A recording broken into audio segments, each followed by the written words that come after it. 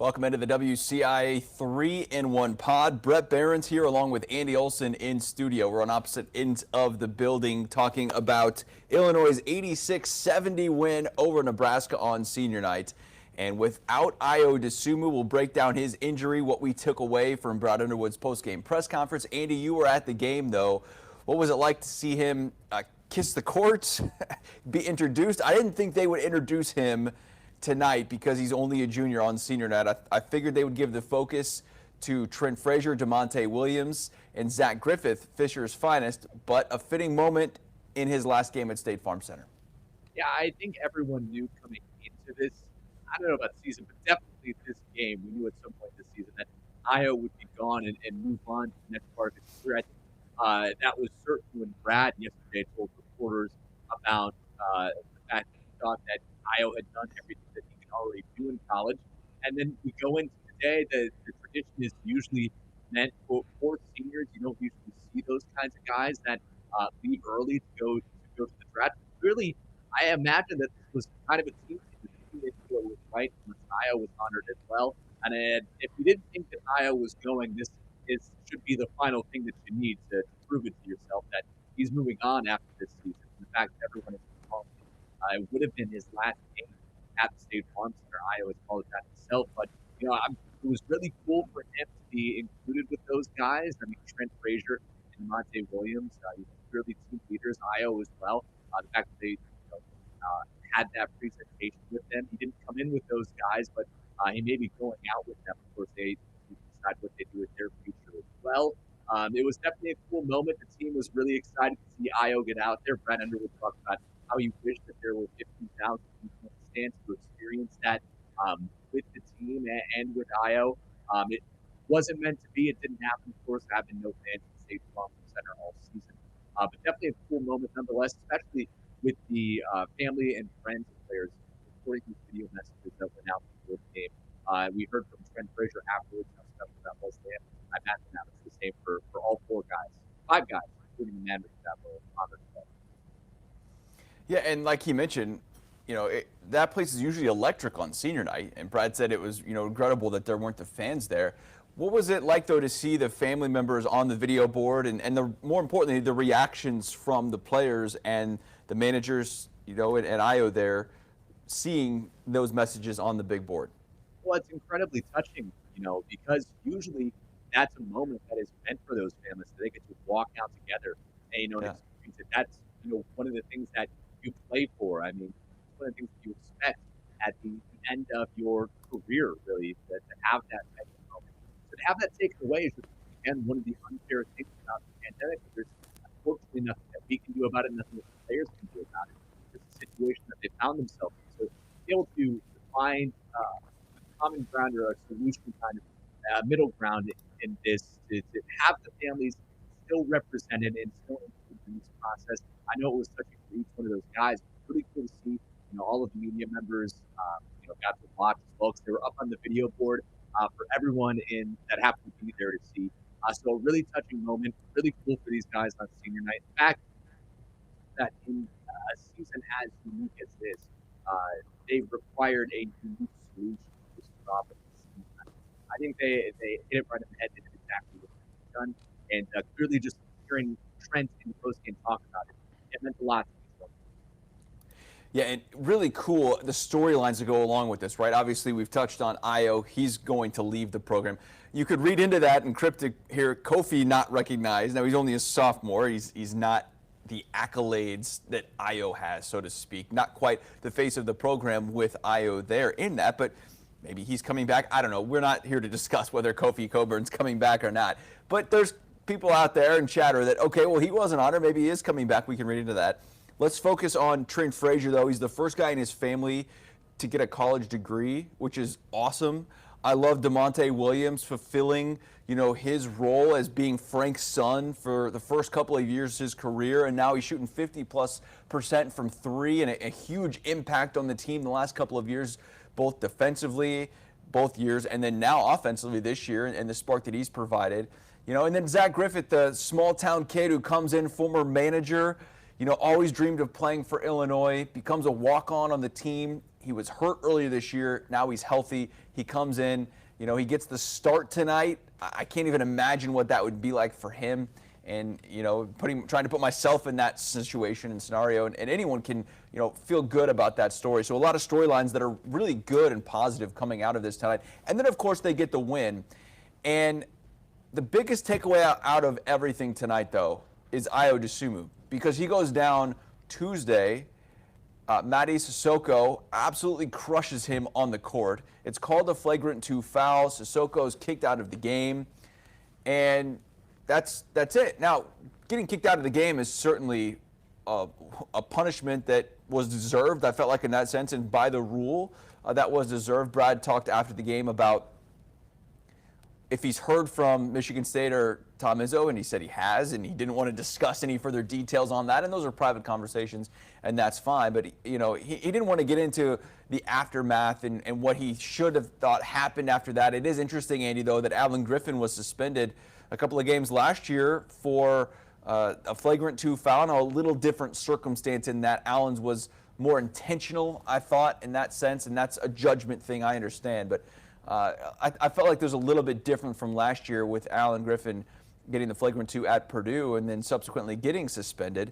But with Ayo not able to play today, it brings up big questions about this team going forward and their capability to make a run. More importantly, Ayo's injury, though, and I want to play this and then talk about it here, Andy. This was Brad after the game and didn't really give a lot of clear answers. Didn't even say it was a broken nose, and it was described as a facial injury on the release today, and Illinois coming out before the game and announcing that he would not play. And usually that doesn't happen. Usually there's no official word before a game. Why would you want to tip your opponent that your best player is not going to be out there? But word had surfaced earlier this morning that he was not going to be able to play. And so here's Brad talking about Ayo's injury and moving forward. There's obviously more issues than that happened from the incident, and we'll leave all that to the doctors. We're not going to do anything to jeopardize that young man's career. He's the National Player of the Year. He didn't get to play his last game tonight. In State Farm Center, that I'm really sad for. His jersey should hang in these rafters someday, and we'll do everything we can to expedite that process, but we will never jeopardize his health and well-being. And there's some other issues that have to be dealt with that we'll continue to keep private.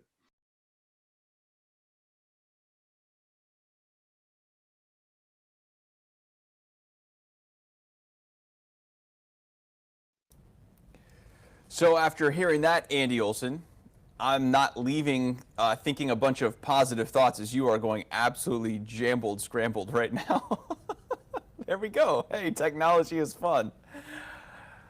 I don't leave that comment and those comments feeling great about Ayo's injury here moving forward. What's your first reaction after you heard Brad Underwood say that a little more than an hour ago on his post-game press conference? Well, things got strange on my end, too, so hopefully you can still hear me. Okay. But you hear that cryptic response, and your mind just wanders about what does he mean, underlying issues. And it's great to hear him talk about that they don't want to put Ayo's career in jeopardy. But you also wonder, what could be put in jeopardy with an injury like this. And like you said, Brett, there have been reports of broken nose, but all Illinois confirmed is facial injury. So that's all we can go off of. We know that something was injured on his face, but we can't read into those comments too much. Like Brad said, he wants to keep those things between Ayo and his doctor, which is absolutely fine, completely understandable. It's what you should be doing. But it just leaves you to wonder, when Ayo could be back, what he'll look like when he's back. Remember, he stayed in the game against Michigan State after getting hit by Sissoko. Missed a couple of free throws immediately after.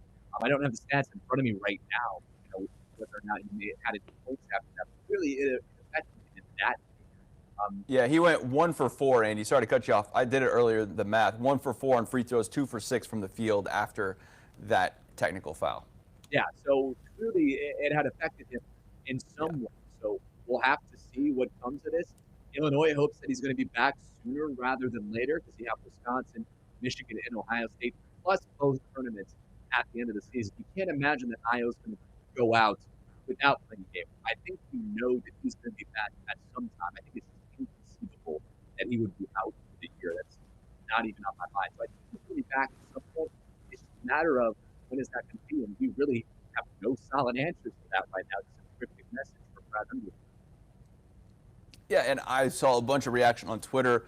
I don't think the response is necessarily positive to what Brad Underwood said on that. And you hit it right on the head. We need to take note that it was only labeled a facial injury. If it was a broken nose, I have little doubt they would have said that it was a broken nose. But that's not the case here.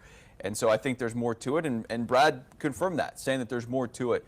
And so the unknowns of when Ayo Dosunmu returns are here once again. And we had this last year as well. Remember, Ayo gets hurt against Michigan State. The team goes out east to play at Rutgers. Ayo doesn't play. They lose to the Scarlet Knights and then head to Penn State there. I didn't expect Ayo to be back last year for Penn State. And there he comes running on the court before the game, has a huge game, goes out and wins it for the Illini, adding another chapter to his legacy. And so I'm not doubting Ayo Dosunmu. That much I've learned throughout covering him in the last 3 years, that he's one tough dude. And is he going to play Saturday? I don't know. He's going to play Tuesday? I'm not sure. I would hope that he could make it back by the Big Ten tournament. And we're a month away here, Andy, essentially from the NCAA tournament. I feel really good about him being back. The question marks now are, how does his team handle it moving forward against a team better than Nebraska? And that's what Illinois is going to have the last 3 games of the year, at Wisconsin, at Michigan, and at Ohio State. Michigan wins tonight against Iowa, and Ohio State loses tonight at Michigan State. And how about the other score that, while we're talking scores here, Andy, shocked me tonight. Minnesota doesn't have Liam Robbins, but they lose at home to Northwestern as the Wildcats snap a 13-game losing streak in the Big Ten. But Illinois, I thought, looked really, really good without Ayo Dosunmu. I love the lead line to your story tonight. You can watch it on WCIA.com right now. No Ayo, no problem. And I want to see it against a better opponent here, but when Kofi puts up 24 points, doesn't get a double-double, only has 7 boards. You got Adam Miller scoring 16 points in the first half, ends up with 18, and so we can, kind of nitpick that second half for Adam Miller, but you get a triple-double watch from Andre Curbelo with 10 points, 12 rebounds rather, and he ended up at that 8 assist line for the game. I thought this was a little flash into what this team could be next year. Yeah, and you know what? He had the chance to get those 10 rebounds. I was looking at it since pretty early in the game. When he got to 5, 5, and 5, I was starting to count some of those assists. And his teammates could have made a couple of shots. They were tough shots, but just a couple more makes, and we could have had the third triple-double in 6 games for Illinois. That's more than they've had in history. So really good game from Andre Curbelo, and like you mentioned, Brett, my story, the thing that really caught me the most about the game, I know it was senior night, but the way that the freshmen were playing. We can talk a lot about Adam Miller's second half, and we can nitpick that, like you said, but his first half, 16 points, get to the rim, which is when we talked to him a couple of weeks ago. That is what coaches had told him what he needs to get better at, which is getting to the rim. We've kind of seen him become this almost a three-point specialist. And then now in this game, we see him dunking a couple of times in the first half. We see him and Curbelo, getting together a lot. I mean, Curbelo found him a ton of times. He was able to get the ball inside. And you have to hope like he's able to play in that second half after he got that tech. Kind of turn it on a little bit. The way that our friend Jeremy Warner had put it was that they had awakened after that little scuffle that I don't want to call it a scuffle, no punches were thrown or anything like that. But there was some jawing between him and the Nebraska team. After that, he just went on a rampage and was using the rim. So you're right. This could be a team that we see next year. Of course, it remains to be seen whether or not Children returns. The conspiracy theorists may think that he will because he didn't get honored tonight, like Brett already mentioned. If he does, this team has the potential to be really, really good again. People have been, for his entire career, Adam Miller has been compared to Ayo Dosunmu earlier in his career. Now we see what Ayo's done. I'm sure fans take that in a heartbeat, knowing what he's been able to do so far. And Cabello is just so good with the basketball. I mean, this team has a lot of potential even next year. I mean, it's a top 25 team. Can I say it's a national championship contender team? I don't think you can say that about any team in 2022. But this team will be really good, I think, again next year, and it was proven. You mentioned Adam Miller shooting and becoming a three-point specialist, 2 for 8 from behind the line tonight. So that means he goes, what, math is not my specialty, but he goes 6 for 7. Right. Yeah. Wow, that's a pretty good stat line there from 2-point. And getting to the rim, to see the elevation, we haven't seen him dunk a lot. That was impressive to me. And the things I think we've been talking about for a couple of weeks now, of the threes aren't always going to fall. You've got to have multifacets to your game, and getting to the rim and being aggressive downhill, things that we see Ayo do all the time that maybe it's unfair too for Adam because, Ayo does his thing, right? He has his place. We know what he's going to bring. I feel like Adam is playing second fiddle to that a little bit. And that's why I was texting with a few people before the game and just talking about it. I thought we could learn more tonight about this team than we've been able to learn for the last couple of weeks and maybe even month, because we know what this team is capable of. We saw that at Minnesota. We know what this team is capable of on the other end in terms of playing down to competition. I think we've seen that multiple times as well. I think of the Northwestern game in Evanston, the first half there when they get blown out, at Penn State when they were down 18-4 early or whatever it was in that game. We've seen them play down to competition. I wanted to see how they played without their All-American leader tonight, and I felt overall they really rose to the occasion. Yeah, they passed the test. Ayo Dosunmu, if we're wondering how many points he's worth to Illinois, Vegas thinks it's about 4.5. I think he's worth more than that in the eyes of fans because we know how much he can impact a game. But without him tonight, like you said, this was a test. They aced it because they went out and not only beat Nebraska, but they beat them pretty handedly. I don't think that past the first couple of minutes of the game that Nebraska was ever really in threatening territory. I know they got it to within 10 in the second half at one point, but even at that point, you felt that Illinois had a grasp on the game. Andre Curbelo, the way that he was playing at that point, Kofi, the way that he was able to get inside, it just felt like they were going to pull away with things in the end. And, it ended up happening that way. So the team is in a good spot. Ayo is going to rejoin this team now. And this was brought up to Brad, and I want to know your opinion too, Brett. This could have been one of the best things to happen to Illinois all year because they finally had a game where they couldn't rely on Ayo Dosunmu to come out and be himself and save the game. They had to go do it themselves. So I want to know, in your opinion, do you think that this is going to have a positive impact on Illinois the rest of this season when Ayo rejoins the lineup? Yeah, I think it really can, because they can go back and pinpoint this moment if Ayo gets in foul trouble or if he gets hurt again, if Kofi gets in foul trouble. If this team doesn't have its 2 best players, can they still find a way to win? That was a big question that at least I've had remaining this season. And to go do it, and once again, we got to put this in context and perspective. It's a Nebraska team that only has 1 win in Big Ten play, okay? It's not like they're going out and doing this against the Michigan State. I think that's a different level of competition. And that's where I want to see it here in the next 3 games to close out the year. Can they end on some positive momentum, because they're not going to be playing at home?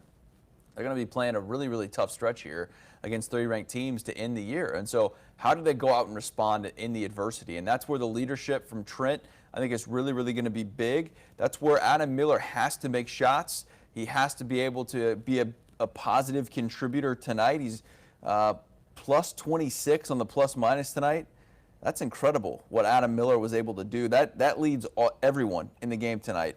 That's a positive impact Adam Miller that, this team really, I think, takes it to another level. Yes, he's been in the starting lineup every game, and he's been pretty good defensively, but now it's the, what do we got here?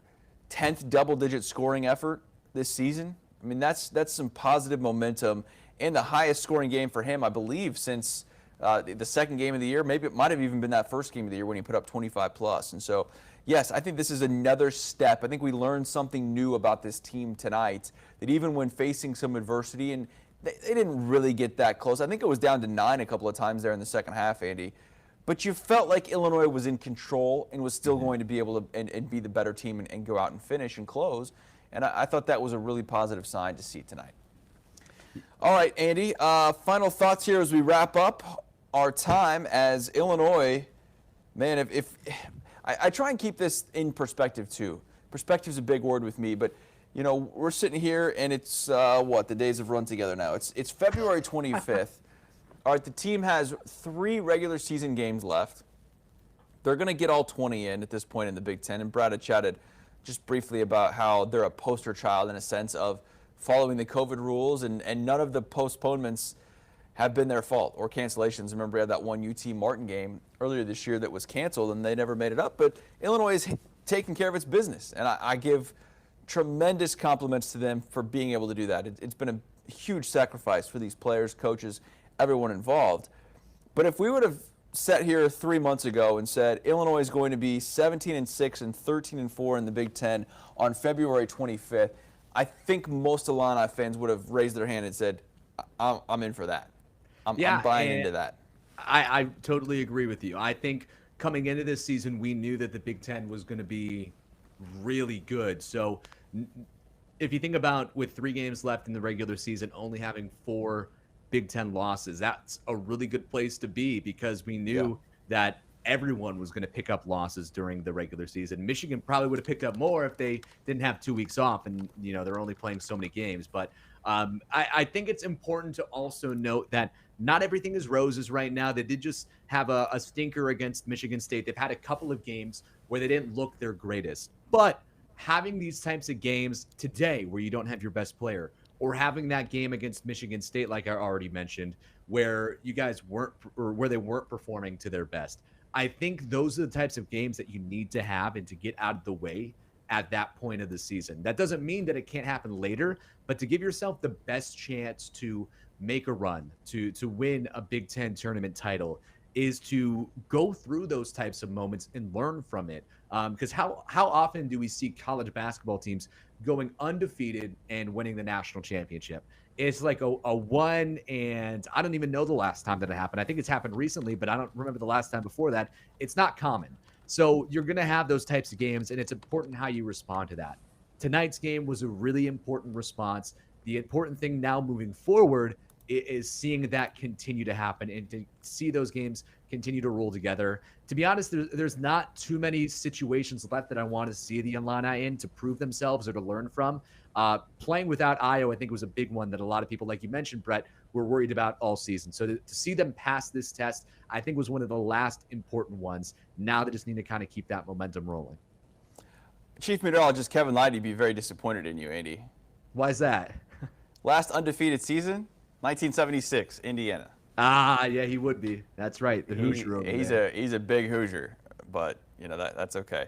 Yeah, I agree with you in that sense that they've passed a lot of these tests. Can they secure that top 4 seed in double bye territory? I think they need, as long as they don't lose their final 3 games, I think they're going to get that double bye. They're 13-4 right now. There's 3 teams with 6 losses. Ohio State, Iowa, and Purdue are all 3, 4, 5 in the standings behind Illinois right now, and they all have 6 losses. And so I think Illinois should be in a really good position here. If they can just win 1, they can win 2, they're a lock for that double bye in the Big Ten tournament. Obviously, if they win all 3 and get some help, you know, you might have a chance, still outside small chance if Michigan really stubs its toe here. I don't see that happening as they beat Iowa tonight at home. But when you look at the league right now, Andy, I don't think Michigan State's a bad loss. They've won 3 games in a row. They're 7-9 in the league, tied with Indiana. Maryland is 8-9. Rutgers is 9-9, and you've got Wisconsin at 10-7. I think if the NCAA tournament is played today, I think the Big Ten gets 9 teams in. And Indiana's going to be on that first 4 line, whether they're in or out. It's going to be really close. But I think Michigan State's probably in at this point or right on the bubble. You've got Maryland, Rutgers, Wisconsin, Purdue, Iowa, Ohio State, Illinois, and Michigan. I think that's it. And, you know, I'm looking forward to this last week and seeing how it plays out. Yeah, I think Maryland, as I read, has gone up to a quad 2 loss. So if you follow Yeah. is that net or is that Ken Palm, Brett? That's net. Yeah. That's net. So quad 2 loss is the second best loss you can have. That's not bad. Michigan State has really made a case for themselves late on. I think I kind of felt like this might happen with some of those blue bloods, the ones that are really focused on having those young kids come in and play. When they have more games to play, they're going to start performing better, and that's what we've seen in the Michigan State back-to-back wins against Illinois and Ohio State, top 5 wins for them. So I think that has kind of solidified their case. And you're right. I think it's out of all their losses, I don't think it's the worst one. I think far from it. So we'll see at Wisconsin Saturday at 1, at Michigan Tuesday at 6, and then at Ohio State. Don't think we have a game time for that one yet next Saturday. It's going to be a fun final week and a half here. Final 3 games for the Illini. They will close out 4 games in 8 days in a stretch here that really has been nuts for the players, coaches. For us covering it, it's not about us. It is about Kelly Pfeiffer, though, apparently, the ref who blew 5 technical foul whistles. My gosh, what are we doing here with these officials? Brad was giving it to him. I wish that the fans could have been there, Brett, to hear I don't want to call it the meltdown, but just the absolute tirade he was going on. I tweeted some of them. Not all of the quotes that I tweeted tonight are safe for work, so be warned before you check out the Twitter. Yeah. But there's some good ones out there if you want to hear what Brad was saying during the game. Apparently it's the refs' game, and we're all just there to watch them. Just absolutely brutal. Ref show. My goodness, that's another topic for another day. Usually, I'm not the ones who are. We don't have enough time, Brett, to talk about that. I'm not the one who's usually going to blame the refs. There's so many reasons that Illinois lost at Michigan State on Tuesday that had nothing to do with the refs. But some of these calls, it's just like, what is going on? It's just bad for the game. It makes the ball bad. And, I don't want to see that. Yeah, I agree. 5 techs is a lot. I hope that refs aren't going into the game thinking, I'm going to need at least 5 technicals tonight. Oh, my God. That's got to be some kind of record. Just absolutely brutal. It was brutal. All right, here we are, Andy. 86-70, Illinois beats Nebraska. We'll do it again on Saturday. For Andy, I'm Brett. Thanks so much for watching and listening. The WCIA